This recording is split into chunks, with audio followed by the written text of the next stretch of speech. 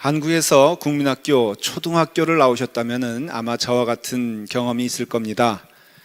자연 시간이라고 있지 않습니까? 그러면 이제 자연 시간이 되면 선생님이 씨앗을 나눠주거나 아니면 저희로 하여금 씨앗을 좀 어디서 구해와라 그러면은 이제 씨앗을 구해가지고 오면 이 씨앗을 어떤 이렇게 편편한 그 접시보다 조금 높은 곳에 어떤 그 휴지라든가 아니면은 헝겊 같은 걸 이렇게 깔아놓고선 거기다가 물을 붓고 촉촉하게 만들어준 상태에서 그 씨앗을 이렇게 뿌려놓습니다.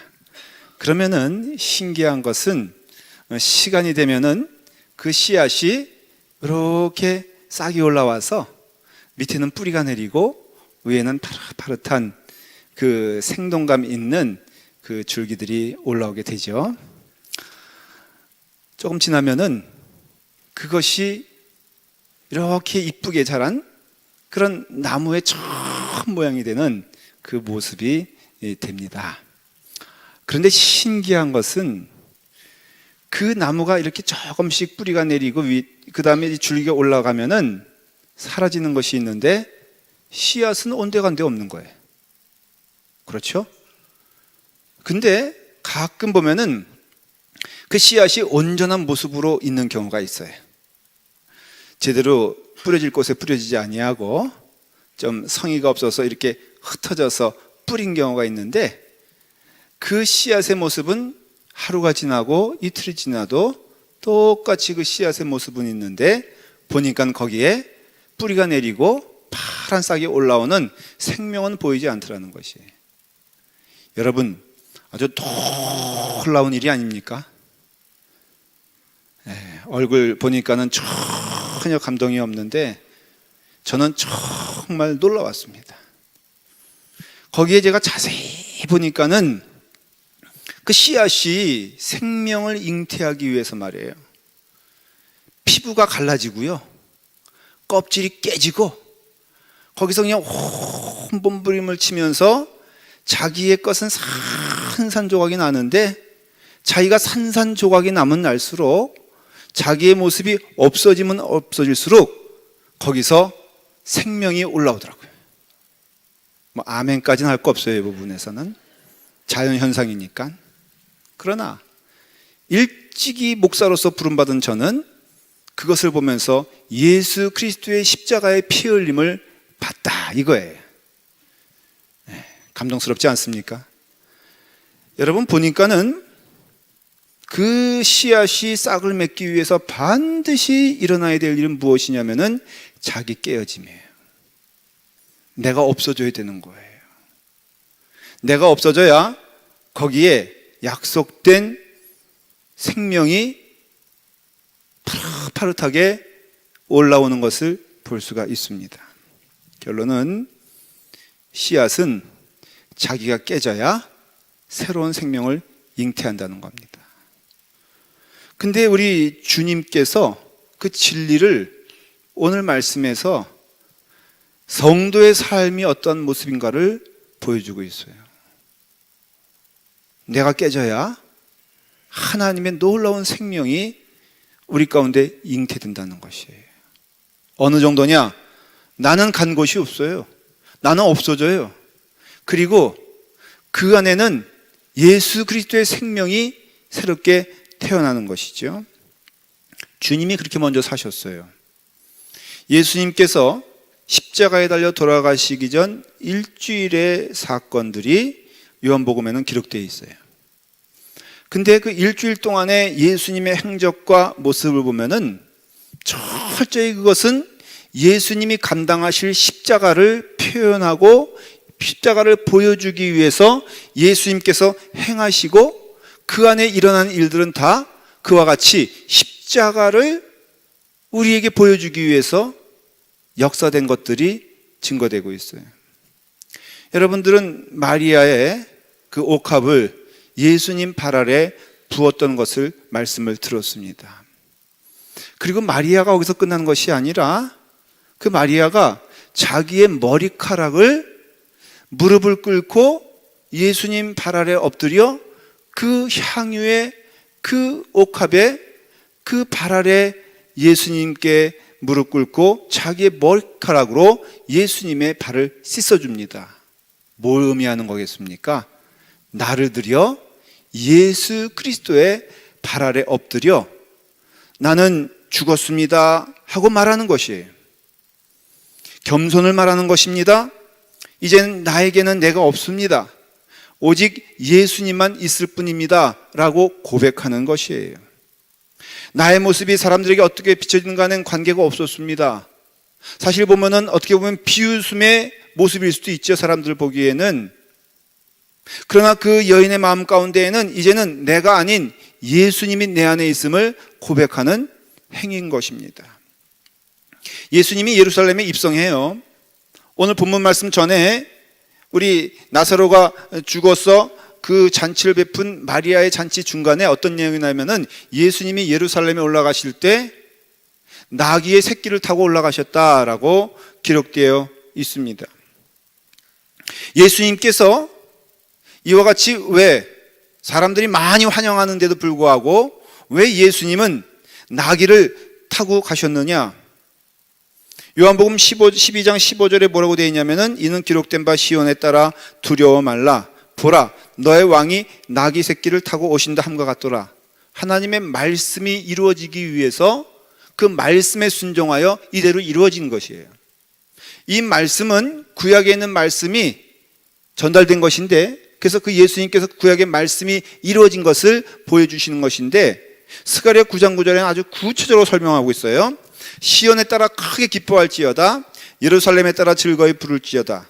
보라, 내 왕이 내게 임하니 그는 공의로우시며 구원을 베푸시며 겸손하여서 나귀를 타나니 나귀의 작은 것 바로 나귀 새끼니라.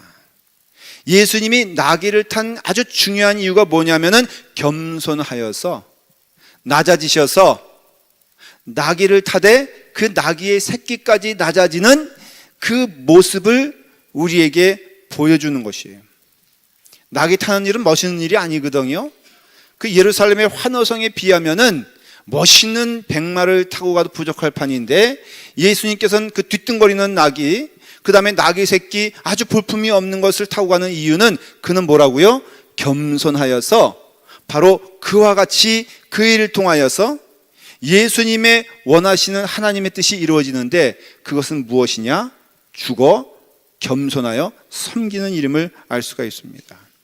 더 결정적인 것은 요한복음 13장으로 넘어가면 예수님께서 이제 제자들의 발을 또 씻겨주는 장면이 나옵니다. 예수님께서 발을 씻겨주시면서 물어보십니다. 지금 내가 너희에게 행하는 것이 무엇인지 아느냐? 이게 굉장히 중요한 질문이 되는 게, 이게 교회의 근간이 되기 때문에 그래요. 교회인 제자들에게, 이제 교회는 뭐냐? 예수 그리스도를 믿는 자들의 모임이 교회거든요.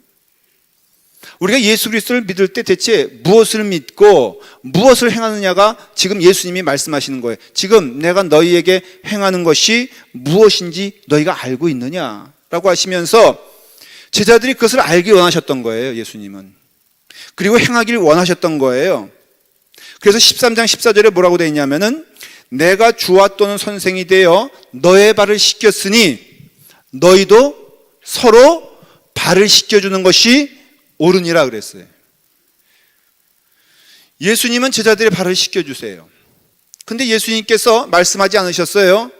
너희들은 하나님의 발을 씻겨주어라. 너희들은 나를 기념하여 나의 발을 열심히 동상 하나 만들어 놓고 씻겨주는 자라 말하지 아니하시고, 너희의 신앙이, 너희의 믿음이 하나님의 자녀된 증거가 나타날 것인데, 그것이 무엇이냐면은 우리라는 것이에요. 믿음의 공동체 안에서 이루어져야 될 일을 말씀하고 있는데, 너희가 서로 발을 씻어주는 것이 옳으니라 라고 말하고 있어요. 이게 진리예요. 여러분, 예수님도 발을 씻겨주시기 위해서는 제자들에게 무릎을 꿇었어야 됐어요. 그렇지 않아요, 여러분들? 제자들에게 그 의자니까, 유대 나라는 의자 문화니까는 그 의자에 제자들을 쭉 앉혀놓으시고 예수님이 하신 일이 뭐겠어요? 발을 씻어준다 그랬을 때에는 예수님이 뭐 위를 보면서, 위에서 아래를 내려보면서 발을 씻겨줬겠어요? 아니죠. 예수님이 무릎을 꿇고 제자들의 발을 씻겨주셨어요. 마리아가 예수님의 발을 씻기기 위해서 무릎을 꿇었어야 됐어요. 우리 또한 하나님께 나가기 위해서 무릎을 꿇어야 돼요. 근데 그 다음에 말이 너희가 서로 발을 씻어주는 것이 옳으니라 라고 했을 때는 우리에게 있어서는 우리가 서로 발을 씻어주는 존재가 되어야지 이게 믿음의 공동체가 된다는 거예요. 여러분들이 라팔마 교회가 참으로 귀한 하나님의 교회가 되길 원하십니까? 그러면 우리에게 하신 하나님의 명령이 여기서 실행되어지고 준행되어야 되는데 가장 넘버원은 무엇이냐면은 찬양하는 것도 어떤 의미에서는 아니에요. 기도 능숙하게 하는 것도 아니에요. 우리의 걸음걸이가 종교적인 사람처럼 걸어가는 것도 아니에요. 우리에게서 가장 중요한 일은 무엇이냐면 주의 뜻이 이 땅에 이루어지는 것이고 예수님의 당부와 부탁과 명령이 우리 가운데 선포되어지는 것이에요. 그 뭐라 그랬어요? 예수님께서 말씀하시기를 선생이 되어 너희의 발을 씻겨주는 나를 봐라. 그리고 내가 너희들에게 명령하고 당부한다. 너희도 주님 오시는 그날까지 행해야 될 일이 무엇이냐면 부지런히 교회 안에서 너희의 서로의 냄새나는 발을 씻어주는 것이 옳음이라 그랬어요. 영적인 의미에서 예수님이 그 제자들의 발을 씻겨줄 때에는 예수님의 발은 깨끗한 거 아니겠어요? 깨끗한 자가 더러운 자의 발을 씻겨주는 게 발을 씻어주는 의미예요. 그러니까 내가 씻어주는 그 상대는 발이 더러운 자예요. 부족한 자예요. 그러나 그 영혼을 향하여서 우리가 더럽다 하지 아니하고 그 영혼을 향하여서 우리가 타락했다 하지 아니하고 그 영혼을 향하여서 우리가 무릎을 꿇고 섬기는 마음으로 발을 씻어주게 되었을 때 그것을 제자들이 함께 가는 길, 믿음의 공동체, 교회가 되어야 한다는 것이에요.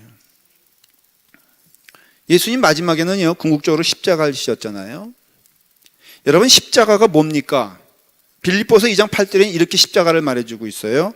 자기를 낮추시고 죽기까지 복종하셨으니 곧 십자가의 죽으심이라. 그러니까 십자가는 죽기까지 복종하시고 낮아지는 길이 십자가의 길이에요. 여러분들, 내가 흔히 이런 얘기 하지 않습니까? 예수님의 제자로서 내가 십자가를 지고 가는 자가 되기를 원합니다. 십자가의 길을 가길 원합니다. 여러분, 십자가 길은요, 겸손의 길이고 섬김의 길이고 나를 죽여 하나님께 영광 돌리는 길이라는 것을 아셔야 돼요. 그래서 성경에 주는 가장 성도들에게 주는 메시지는 뭐냐면은 우리는 어떻게 살아야 되겠느냐? 그 삶의 원리와 진리는 딱 하나예요. 겸손하여 섬기는 자가 되었을 때 하나님의 영광이 증거되어지는 예수 그리스도의 제자의 삶을 살고 있는 것이에요. 삶이 전도가 되는 것이죠. 그래서 초대교회 사도행전에 보면은 그 초대교회 성도들의 모습을 한마디로 말하면은 아름다운 향기가 돼요. 그게 복음이 되고 그게 전도가 되고 그게 은혜가 되었다는 것이에요. 여러분, 섬기는 자는 하나님이 주신 축복 가운데 주시는 넘버원 축복의 제1이 된다는 것을 성경은 말해주고 있어요. 세상에는요, 그 문화 자체가 섬김이 없습니다. 겸손이 없죠. 무릎 꿇는 일이 언감생심, 남들보다 앞서가야 되고 남들보다 자랑스러워야 되고 남들보다 위에 있어야 되고 남들보다 군림해야 되는 게 세상의 문화의 근간이에요. 우리 또한 멋있다, 우리 또한 잘났다, 우리 또한 훌륭하다는 것이 무엇이냐면은 남들보다 앞서가고 위에 있을 때 그걸 아름답다라고 생각을 해요. 교회도 마찬가지 아니에요, 여러분들? 교회가 제일 무너질 때 언제냐면은 하나님의 그 뜻과 하나님의 지엄하신 명령인 이 말씀이 이루어지지 않게 되었을 때 교회는 무너지게 돼 있어요. 유럽 가보면 도시마다 꼭 하나씩 있는 게 성당이 있습니다. 근데 그 성당이 얼마나 큰지 그 마을, 지금이야 뭐 빌딩도 많지만은 그 지어질 그때에는 가장 큰 건물이 교회가 되었어야 됐어요. 꼭 그랬으면 됐어요. 그래서 어떻게든지 그 교회에서는 교회가 가장 계속 쾰른 성당이라고 그 독일의 쾰른 시티의 쾰른 성당을 가보면요, 미식 축구장, 미국의 미식 축구장 4개가 들어가야지만이 그 사이즈가 감당될 만한 4개 사이즈의 크기를 왜 줬는가? 쾌런에서는 가장 크고 돋보이고 우러러 보여야 될 그것이 바로 교회가 된다고 믿었어요. 여러분, 속지 마십시오. 그것이 교회를 위대하게 만드는 것이 아니에요. 남들보다 높은 데서 군림하고 지배하고 짓밟는 것이 성공이 아니라는 소리예요. 참 기독교는 어디에 있냐면은 예수 그리스도의 오늘의 말씀처럼 당부하신 명령처럼 겸손하여 서로 섬기게 되었을 때 하나님의 놀라우신 역사가 이 안에 넘치게 되는 것이에요. 교회가 교회다운 것은 딱 하나예요. 섬김이 없는 교회, 낮아짐이 없는 교회. 좀 구체적으로 말하면 내가 누구보다 높다고 교만하고 머리 들고 하는 교회는 하나님이 축복해 주시질 않고, 그 인생이 가정이 되면 그 가정을 축복하지 않고, 그 인생이 개인이 되면 그 개인을 축복하지 않으세요. 그냥 섬겨야 돼요. 오늘 말씀 바로 그런 뜻이에요. 20절 한번 읽어볼까요? 우리 다 같이 한번 저와 쫓아오면서 읽어보겠습니다. 자, 20절을 여러분 목소리 한번 읽겠습니다.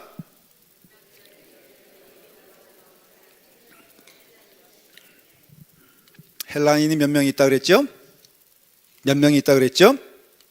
명절이 되었습니다. 6월절이 명절이거든요. 그러니까는 사방에서 많은 사람들이 예루살렘으로 몰려왔어요. 근데 몰려왔는데 이 사람들이 그 몰려와서 소문을 들었는지 아니면 그 전에 소문을 들었는지 모르지만 그 6월절에 모인 예루살렘에 모였던 모든 사람들의 화제는 누구였냐면 바로 예수님이었어요. 그래서 예수님은 유명 인사가 되었습니다.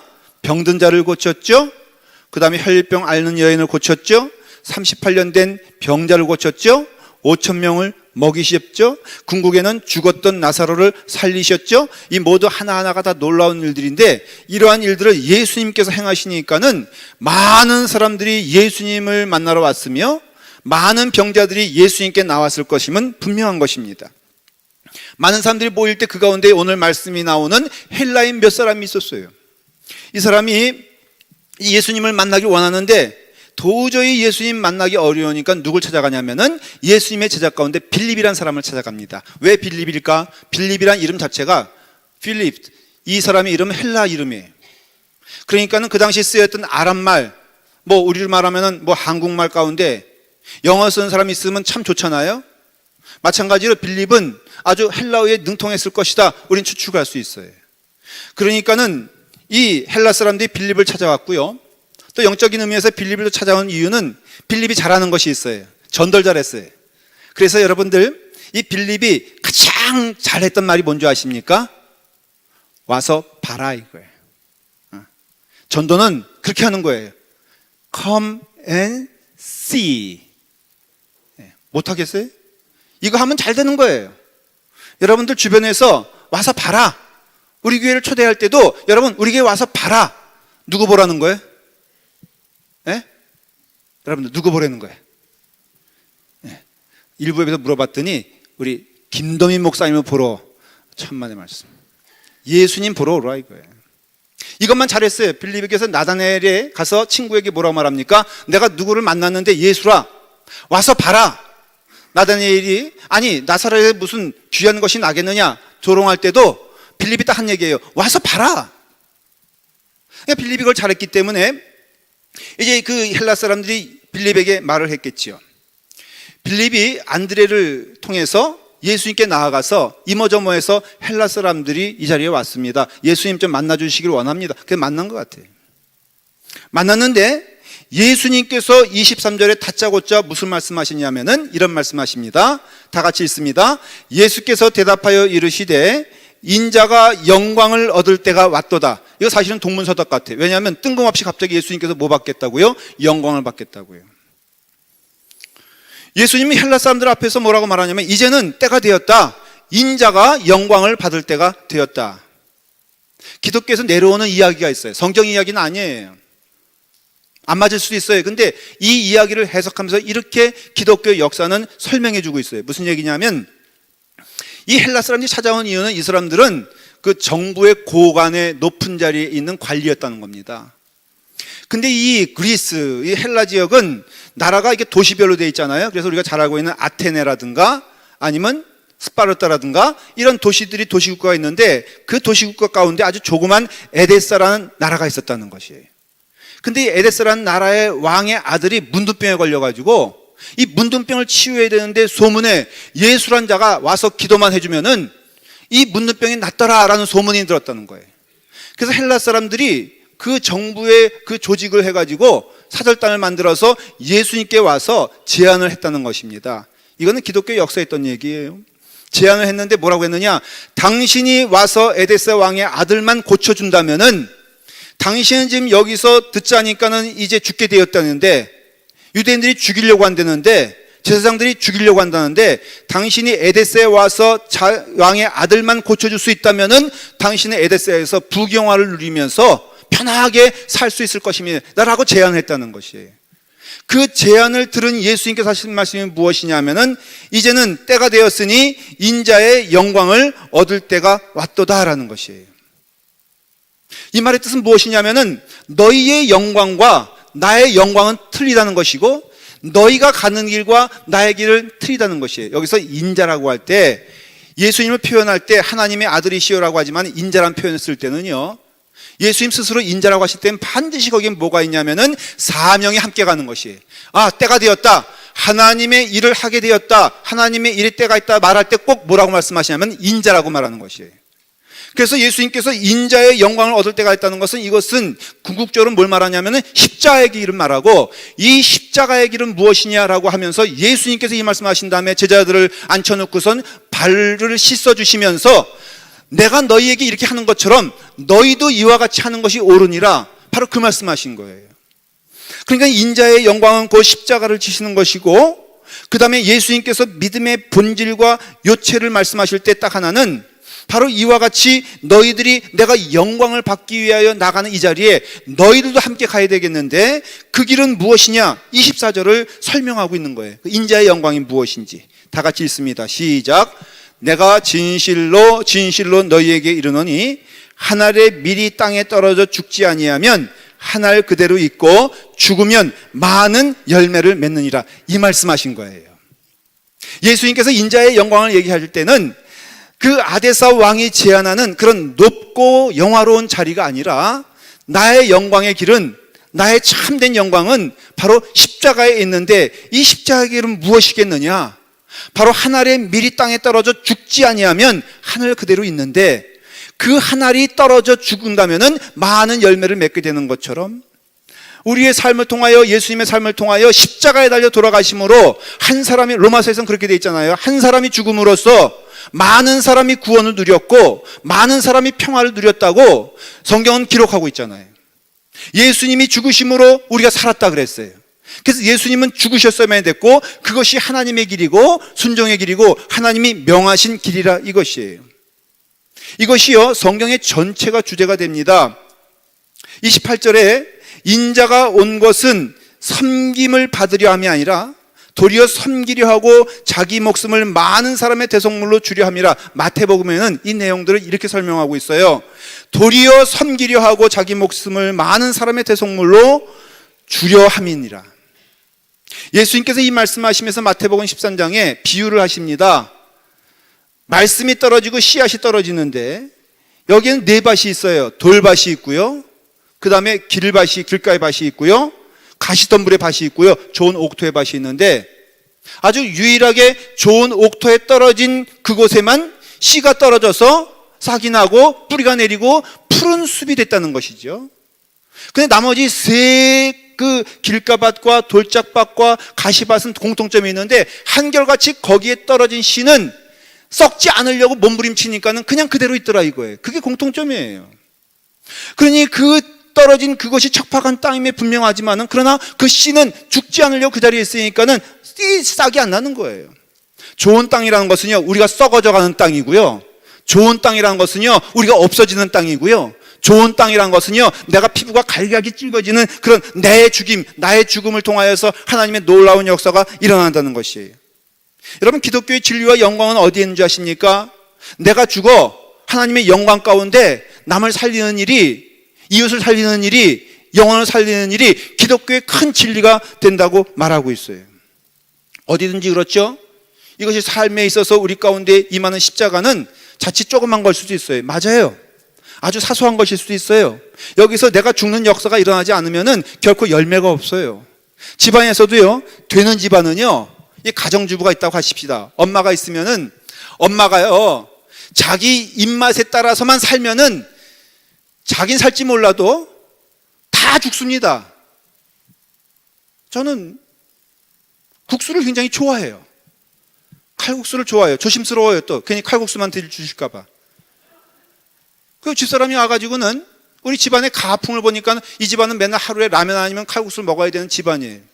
굉장히 힘들었대요, 맨 처음에. 왜냐하면 국수를 먹어본 적이 없대요. 나 또 그런 집안도 처음 봐. 그래서 결국은 누가 양보했느냐? 누가 양보했는지 여러분들의 상상에 맡기길 바래요. 여러분, 내가 살기 위해서는 남을 죽어야 되고요, 남을 살리기 위해서는 내가 죽어야 되는 것이에요. 무의미한 일이라고 생각하십니까? 가정주부가 자녀를 위해서, 남편을 위해서 정말로 그 삶을 바친다고 했을 때 그 가정은 온전하게 아름다운 가정이 될 것임은 성경이 말하는 진리가 돼요. 고린도전서 7장 4절에도 행복한 가정을 이루는 법을 얘기해 주고 있어요. 아내가 자기 몸을 주장하지 못하고 오직 그 남편이 하며 남편도 이와 같이 자기 몸을 주장하지 못하고 오직 그의 아내가 하나니 라고 하는 것이 가장 복된 가정의 모습이라 이거예요. 여러분, 오늘이라도 가셔가지고 우리 예를 들어서 여기 아내가 먼저 시작됐으니까 이게 남녀 우위가 아니라 오해하지 말고 들으세요. 그냥 아내가 집에 가가지고 이제 내 몸뚱아리, 내 모든 거 다 당신 것이니까 당신이 알아서 하셔 라고 할 때 복된 가정이 되는 줄 믿으시길 바랍니다. 아멘 안 하시죠? 하나님 말씀이 다시 한번 읽어볼까요? 아내가 자기 몸을 주장하지 못하고 오직 그 남편이 하며, 이게 그런 말이라 이거예요. 여기 읽을 때는 아내들은 크게 아멘해 주세요. 아내가 자기 몸을 주장하지 못하고 오직 그 남편이 하며, 네. 그 다음에 뭐라고 돼 있냐? 남편도 이와 같이 자기 몸을 주장하지 못하고 오직 그 아내가 하며. 똑같은 거예요. 여러분, 여기에는 오직 이 가정에는 죽는 역사가 일어나게 됐을 때 하나님의 놀라우신 생명이 피어난다고 말하고 있잖아요. 어느 곳이든지요, 죽게 되었을 때 살아있는 생명의 역사가 시작된다는 것을 말해주고 있는 것이에요. 교회 안에서도요, 여러분, 말씀을 듣는 여러분 가운데 누군지 모르겠어요. 그러나 모든 영혼들이 다 기억하셔야 될 것은 내가 죽어야 하나님께 영광 돌리는 역사가 일어난다는 것을 기억하십시오. 그것이 한 명이 되었던, 그것이 두 명이 되었던, 오늘 말씀을 통하여 여러분들이 이 말씀대로 살겠다고 결심하는 것은 무엇이냐면은 내가 죽어야 하나님의 영광이 살아나고, 내가 죽어야 하나님께 우리에게 영광을 돌리고, 내가 죽어야 우리 성도들이 살아나는 것이 복된 일이란 것이에요. 이게 천국 아닙니까? 갈라디아서에 보면은 내가 이제는 그리스도와 함께 십자가에 못 박혔느니 그런즉 이제는 내가 산 것이 아니요 오직 내 안에 그리스도께서 사신 것이라. 이젠 내가 육체 가운데 살아가는 것은 하나님 아들을 믿는 믿음 안에서 살아간다고 말하고 있어요. 이게 중요한 것이에요. 누가복음 9장에도 또 무리에게 이르시되 아무든지 나를 따라오려거든 자기를 부인하고 날마다 제 십자가를 지고 나를 쫓을 것이니라. 여기서 말하는 십자가는 제가 분명히 확신하건대 우리가 예수님처럼 십자가에 달려 피 흘리면서 모든 죄를 대속하기 위해서 죽는 것은 아니라고 저는 믿어요. 우리에게 주신 십자가는 분명히 제자들에게 예수님 말씀하셨어요. 내가 너희의 발을 씻어주는 것이 옳으냐? 그러면 너희도 옳게 살아라. 너희 서로의 발을 씻어주는 것이 옳으니라. 그때 바로 제자가 되는 것이에요. 여러분, 예수 그리스도의 제자가 되고 예수님을 따라가고 믿는 것은요, 말로만 주여 주여 하는 자마다가 아니고, 찬송 부른다고 되는 게 아니고, 기도한다고 되는 게 아니에요. 그 삶을 통하여서 예수 그리스도, 원래 제자란 말이 팔로워 아니에요? 디사이플이란 것이 그 일을 따라간다는 뜻이거든요. 그러니까 예수님의 길을 따라가게 되었을 때 결국은 그것은 무엇이냐? 먼저 가장 기억해야 될 것은 내가 썩는 과정과 그 일을 통하여서 예수 그리스도의 향기가 선포되고 전파된다는 것이에요. 세상의 것도 악취를 풍기잖아요. 제가 한번 그 과천에 간 적이 있어요. 그 처형내가 있어서 좀 자주 가는 편인데, 이 과천시에서 자기네 도시는 뭐 계획도시라고 해서 상당히 그 전국에서 제일 살기 좋은 곳이 과천이라면서요. 그래서 과천시가 아주 교만해요. 이번에는 우리 시를 정말로 아름답게 만들어야겠다 그래가지고 전체 다를 은행나무라 도배를 했어요. 그래서 과천에 가면요, 그 가을 되면은 은행나무에 노란 잎들이 쫙 깔려요. 보기 좋아요, 나빠요? 예, 청소부들이 별로 안 좋아해. 왜냐하면 그 남은 그 은행잎은요, 딱 붙으면은 도로에 딱 붙어버려. 더 나쁜 거는 거기서 열매들이 와장창 쏟아지는 거예요. 과천에 가면 그래서 무슨 냄새가 나는 줄 알아요? 예? 화장실도 그런 냄새가 없어. 똥 냄새가 진동하는 이유는 그 몸을 으깨요. 열심히 냄새를 나는데, 궁금하시면은 은행나무 어디서 구해가지고 한번 냄새를 맡아보세요. 그것이 진리게 되었을 때 어떨까? 그래가지고 고민하다가 과천에서 모든 은행나무를 다 잘라버렸어요. 그것뿐이겠어요? 여러분, 이게 옛날에는요, 그 동네에 가면은 꼭 어떤 집들이 있었냐면은 이게 떡방앗간 집이 있었고요. 그 다음에는 그게 뭐죠? 깨를 이렇게 해서 하는 거. 참새 방앗간이라나? 예? 그 방앗간 하여간에 있어요. 그렇죠? 근데 깨를 이렇게 볶을 때도 참 냄새가 좋지만은 가장 강렬하게 냄새날 때 언제냐면은 그 깨를 으깰 때 온 깨는 그 마을에 진동을 하게 됩니다, 냄새가. 여러분, 우리가 죽어야지만이 우리가 하나님의 역사 가운데 그리스도의 향기가 되는 것이, 절대로 죽지 않고는, 으깨지지 않고는, 나의 생명을 버리지 않고는 결코 거기에 아름다운 열매가 나올 수 없다는 것을 말해주는 것이에요. 여러분, 우리 심령이 하나님 보시기에 아름다운 심령은 무엇이냐면, 나의 생명을 죽여 나를 미워하는 자는 영생에 이른다고 오늘 여러분 말씀에 되어 있잖아요. 25절에 뭐라고 되어 있습니까? 나의 생명을 사랑하는 자는 이럴 것이요, 이 세상에서 자기의 생명을 미워하는 자는 영생하도록 보존되리라. 천국이 그렇다 그러죠.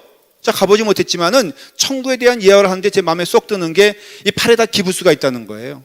지옥에도 그렇고 천국에도 그렇고 다 있는데, 또 지옥에도 천국에도 아주 그냥 풍성한 음식산들이 다 같이 있는데, 지옥에 있는 사람들은 삐삐 마르고 천국에 있는 사람들은 볼이 통통하다는 이유가 무엇이냐 봤더니, 지옥에 있는 사람들은 그 기부스한 발로, 그 팔로 자기만 먹으려고 애를 쓰는데 입에 들어와야지, 그러니까 쫄쫄 굶고 있고, 천국은요, 그 자기의 것을 가지고선, 젓갈 가지고선 상대방을 먹여주기에 바쁘니까는 살이 통통해지더란 예화가, 저는 우리가 오늘 이 시간에 천국을 누리는 삶이 임하는 줄 믿습니다.